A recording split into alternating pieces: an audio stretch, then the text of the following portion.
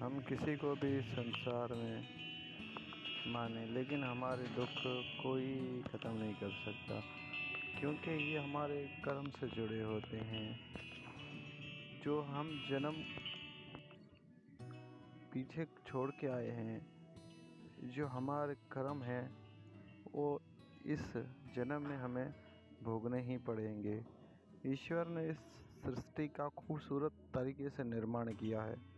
उसने जिसको जहाँ रखा है, जहाँ उसका जन्म हुआ है, उस मनुष्य, उस शख्स का, तो उससे बड़ा कोई मास्टर नहीं है।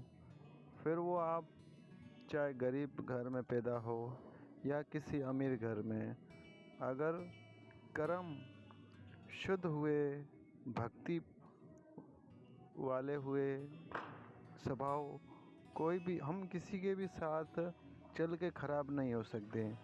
अगर हमारे कर्म हमें अपनी तरफ खींचते हैं तो हमें कोई भी ख़राब नहीं कर सकता। यही इस संसार की जो है रीति है। कोई किसी का स्वभाव चेंज नहीं कर सकता। कर्म उस स्वभाव को छूने ही नहीं देता है, क्योंकि स्वभाव इंसान के जन्म से जुड़ा होता है, उसके कर्मों से जुड़ा होता है।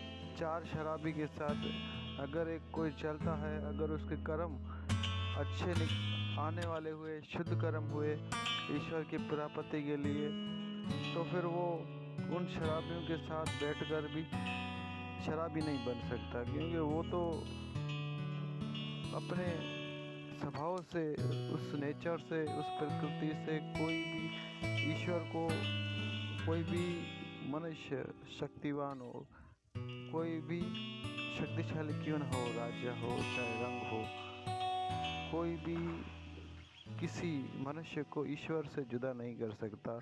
हाँ, थोड़ा वक्त बुरा निकलता है, कर्म के हवाले से, कर्म के मुताबिक इंसान भटकता है, ईश्वर को न समझ पाकर वो जो है खुद की महिमा मनमानी करके ईश्वर को नहीं समझ सकेगा।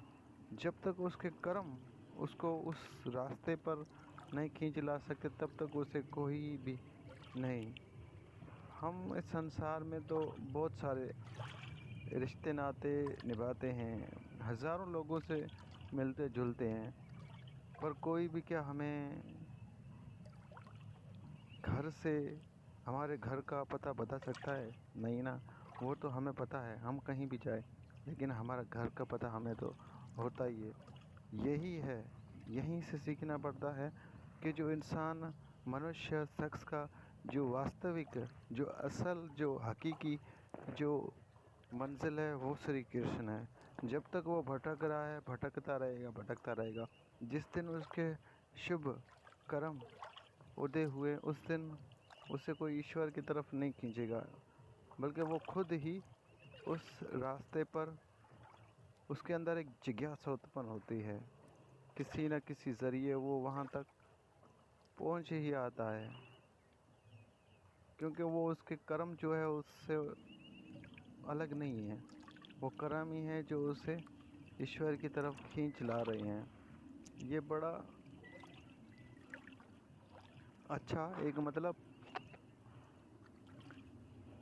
वो टाइम है, ये खुश नसीबी होती है, उस टाइम खुश नसीबी होती है मनुष्य की, जो वो ईश्वर की तरफ खींच आता है बिना किसी हिचकिचाते हुए। फिर उसे जिज्ञासा रहती है किसी न किसी ज़रिए हरि से जुड़ने के लिए। जो हरि से जुड़ता है, फिर उसे संसार की हज़ारों खुशियाँ भी उसे खुश नहीं कर सकता, क्योंकि हम और ये और हम चाहते हैं संसार ये कि हमें भगवान के दर्शन हो, लेकिन एक संत, एक पहुँचे हुए जो हरि के प्यारे हैं, शुद्ध भक्त हैं, वो कभी हरि से मिलते नहीं हैं। वो ईश्वर से ये नहीं कहते हैं कि तुम दर्शन कराओ, वो कहते हैं कि दूरियां अच्छी है। क्योंकि हम संसार में देखते हैं, जब तक इंसान दूर होता है तब तक मोहब्बत होती है, जब मिल जाते हैं तो मोहब्बत आस्ता आस्ता आस्ता ख़त्म हो जाती है। इसी तरह कोई भी शुद्ध भक्त ईश्वर से दर्शन की अभिलाषा नहीं करता है। वो कहता है कि ईश्वर, बस हम जितने दूर रहेंगे, हम हमारी भक्ति मेरी भक्ति जो है उसमें कोई बाधा नहीं आएगी। जिस दिन मिल गए उस दिन ईश्वर अपना लेगा। जब अपना लिया तो फिर वो आनंद ही नहीं रहेगा। फिर वो जो चाह होती है, एक हर दिन एक आनंद भरा होता है, वो फिर जो है ख़त्म हो जाएगी। इसलिए चाह जो है दूरी रहने से कहते हैं लगती है, अच्छी लगती है। हरे कृष्ण।